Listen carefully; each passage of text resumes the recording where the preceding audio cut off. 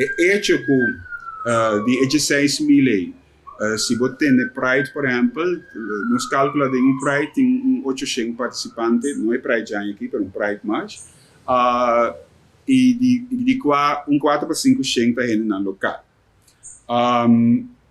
Que basta.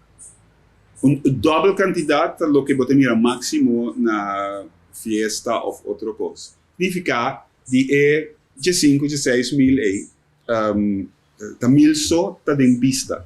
E se está passando de um cliente de uma pessoa não discriminada, que nós temos ministra não é verdade.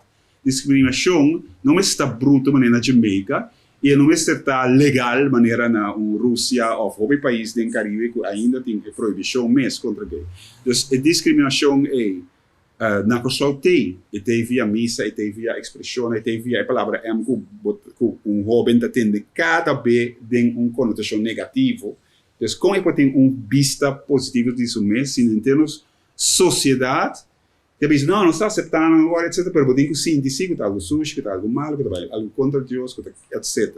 Então, aceita homofobia. Nem mais que a gente diz, não, é homofobia. Aceita homofobia. Porque nossa cultura tem homofobia dentro. Então, aceitação significa que você cria safe space para jovem, safe space para toda a idade, eigenlijk, para estar na mês 5, nem mais que você pense, você expressar um missa de bom assunto, mas 5 dentro da sociedade você é constante e rechaço. Então, você põe que é 5 mil aí, que está sobra, banda de mil que se está mais ou menos a for, você quer esconder.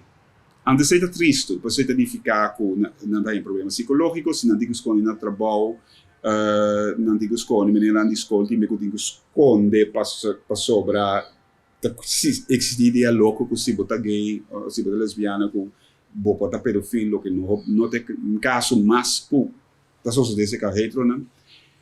Tudo é prejuízo que põe, que a gente esconde, e nós sabemos, ok, quando na cara nós que começamos empurre, mas nessa sociedade, em outras sociedades também, na Holanda, por exemplo, para a gente não ganhar mais coragem, para nós, não para nós, não para nós, mas mais coragem para não sair.